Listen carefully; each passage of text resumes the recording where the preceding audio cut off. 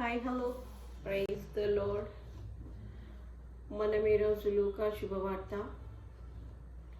మొదటి అధ్యాయం 28వ వచనం చదువుకున్నాం కదండి. షార్ట్ పెట్టాను కదా, చూడండి. ఆ దూత లోపలికి వచ్చి ఆమెను చూచి, దయాప్రాప్తురాలా, నీకు శుభం, ప్రభువు నీకు తోడై ఉన్నాడని చెప్పాను. ఇప్పుడు ఆమె పనేది ఆమె చేసుకుంటున్న టైంలో దేవదూత వచ్చారు అంటే మరి భయమే కదండి. వచ్చి ఆమె ఏమంటున్నారంటే, దయాప్రాప్తురాలా, నీకు శుభము అని చెప్తున్నారు, శుభవచనం చెప్తున్నారు. మీకు అర్థమైందా? ఇప్పుడు అది ఇంగ్లీష్లో చాలా మంచిగా చెప్పబడుతుంది. చూడండి, తెలుగు కంటే ఇంగ్లీష్ బాగా అర్థమవుతుంది. చూడండి,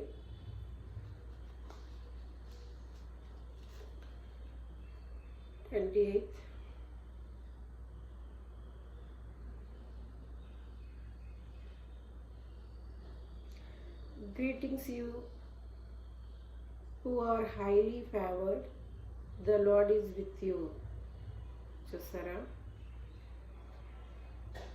ఎవరు ఆమె ఎవరి దృష్టిలోనా హైలీ ఫేవర్డ్? దేవుని దృష్టిలో. ఆ మెసేజ్ ఎవరు తీసుకొచ్చారు? దేవదూత గాబ్రియల్. ఇది నిజంగా వాస్తవం అండి. ఇది నిజంగా దేవుని దయను మనం పొందుకోవడానికి ప్రయాసపడాలా. మనుషుల దయ, మనుషుల సహాయం వ్యర్థం. అది కొంతవరకే ఉంటుంది. మనుషుల సహాయం వ్యర్థం. మనకి దైవ సహాయం ఉంటే, దేవుని కృప ఉంటే, దేవుని దయను పొందుకుంటే, దేవుని కనికరాన్ని మనం పొందుకుంటే, దేవుని దృష్టిలో చూసా యూఆర్ ఏమని చెప్తున్నారు ఇక్కడ? Greetings you who are highly favoured, the lord is with you.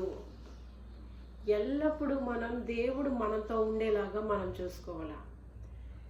ఎప్పుడు దేవుడు మనతో ఉంటారు? మనం దేవుని యొక్క దయని పొందుకోవాలా.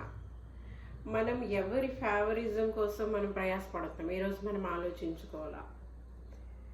అంటే ఎవరికి ఫేవరెట్గా ఉండాలని చాలామందికి చాలా ఫేవరెట్స్ ఉంటారు. ఎవరు ఇప్పుడు ప్రస్తుతానికి ట్రెండింగ్ ఏంటి? సీరియల్లో చూస్తే సీరియల్లో ఫేవరెట్లు, అవునా? ఇంకా సినిమాలు చూస్తే సినిమాల్లో ఫేవరెట్ హీరో, హీరోయిన్. కానీ ఎప్పుడు కూడా మన ఫేవరెట్ హీరో ఎవరు? Jesus Christ. అలాగా మన ఫేవరెట్ హీరోని మనం జీసస్ క్రైస్ట్ చేసుకున్నప్పుడు ఖచ్చితంగా మనం కూడా దేవుని దృష్టిలో ఫేవర్డే. ఇక్కడ ఏమని చెప్తున్నారు? గ్రీటింగ్స్ చెప్తున్నారు, శుభవచనం చెప్తున్నారు. You are highly favoured. ఎవరికి?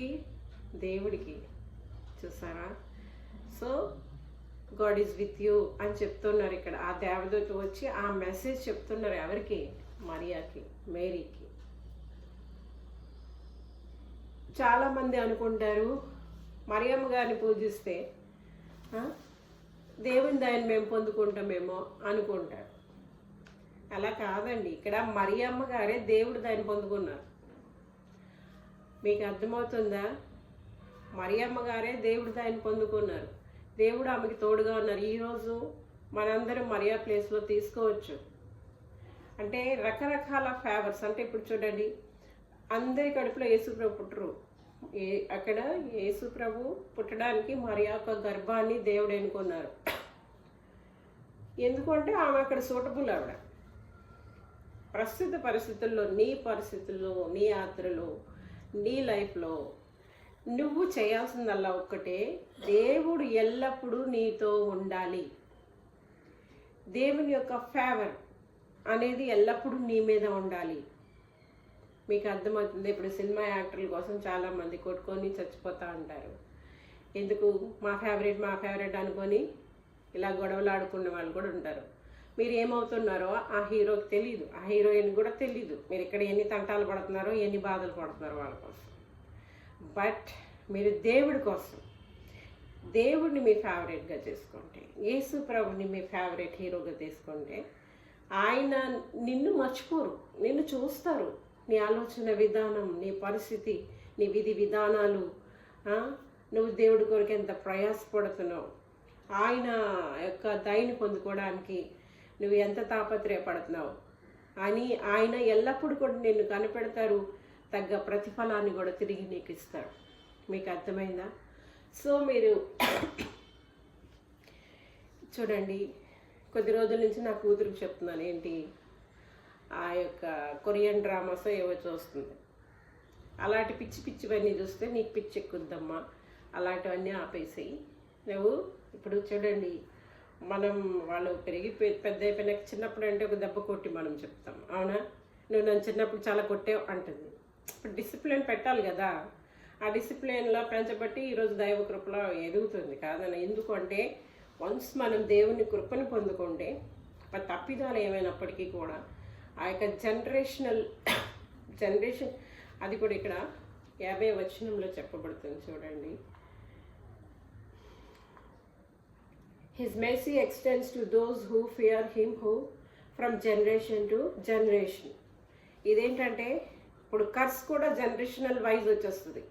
ఇప్పుడు మన పాపమో అవిధేయతో అక్రమమో ఇలాగే ఉండిపోయాం అనుకోండి, అది కూడా మనకి జనరేషన్ నుంచి లాగేస్తుంది మనకి. అలాగే దైవ కృపను మనం పొందుకుంటే కనుక మన జనరేషన్ అంటే 1000 తరముల వరకు ఆ కృప ఆ దయ అనేది వెంబడిస్తూ ఉంటుంది వాళ్ళు.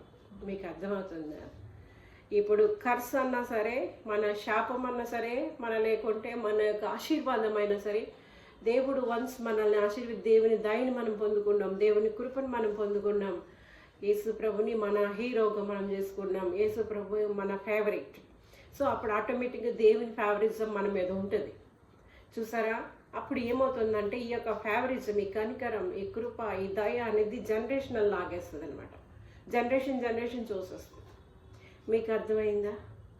ఇది బాగా అర్థం చేసుకోండి. మన కర్స్ అనేది మన శాపాన్ని తీయడానికి, మన రోగాన్ని తీయడానికి, మన దుఃఖాన్ని తీయడానికి, మన పాపాన్ని తీయడానికి ఎవరు వచ్చినారండి?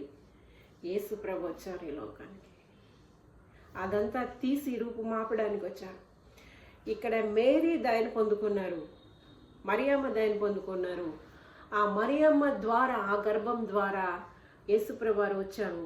ఈరోజు యేసుప్రభు వారి ద్వారా మన జనరేషనల్ కర్స్ అంతా తీయబడుతుంది, మన శాపం అంతా మార్చబడుతుంది.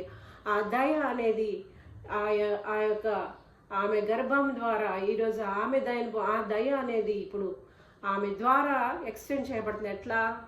ఎట్లా అంటే ఈ యొక్క ఆమె ఏ విధంగా దయ పొందుకున్నారు ఇప్పుడు అనుకుంటారు?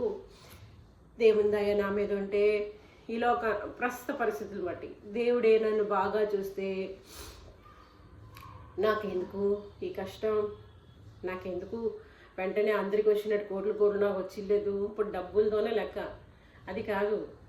దేవుడు ఏ విషయంలో నేను ఎన్నుకున్నారు, ఏర్పాటు చేసుకున్నారు, ఏ విధంగా ఈమె హైలీ ఫేవర్డ్ దేవుడికి ఎట్లా అయ్యారు, ఎందుకు అయ్యారు, అయితే ఆమె జీవితంలో దేవుడి పర్పస్ ఏంటి చూడండి. ఇది దేవుని విల్ ఏంటి, దేవుని పర్పస్ ఏంటి. ఇప్పుడు ఆమె దయ పొందుకున్న తర్వాత ఏం జరిగే మనందరికీ తెలుసు. ఆమె కన్యక, ఆమె గర్భవతి అయ్యారు, అవునా? ఇప్పుడు కన్యక గర్భవతి అయితే అక్కడ ఎలా ఉంటాయండి కాన్సిక్వెన్సెస్? ఎట్లా ఉంటాయి? కన్యక గర్భవతి అయింది, ఇప్పుడు కాన్సిక్వెన్సెస్ ఎట్లా ఉంటాయి? అంతా ఫేవరెట్గా ఉంటారా లోకమంతా? ఏమంటారు? కన్యక గర్భవతి అయితే ఆమె ప్రదానం చేయబడింది. ఇదంటే దేవుడే యొక్క యోసేపుతో ప్రదానం చేయబడింది. యోసేపుని కూడా సిద్ధపరుస్తారు, ఈమెను కూడా సిద్ధపరుస్తారు. ఆ దయను పొందుకొని ఇక్కడ ఏం జరిగిందంటే అనేక మంది యొక్క జనరేషనల్ కర్స్ తీయడానికి, అనేక మంది శాపాన్ని మార్చడానికి, అనేక మంది పాపుల్ని పరిశుద్ధులుగా చేయడానికి, అనేక మంది నీతిమంతులుగా మార్చడానికి ఆమె గర్భము కారణమైంది. అట్లాంటి దయ ఆమె మీదకి వచ్చింది. అంటే ఈ యొక్క రక్షకుడు అనేది ఆమె గర్భంలోంచి వచ్చినట్టుగా మనం చూస్తూ ఉన్నాం. అందరినీ రక్షించే రక్షకుడు అంటే ఆమె మరి దయ పొందుకోలేదా? దానికోసం దేవుడు ఎవరిని ఏర్పాటు చేసుకున్నారు? మరియాని ఏర్పాటు చేసుకున్నారు. మనందరి జీవితాలు దయ పొందుకోవడానికి కారణభూతమైనటువంటి ఒక గర్భము ఎవరిది?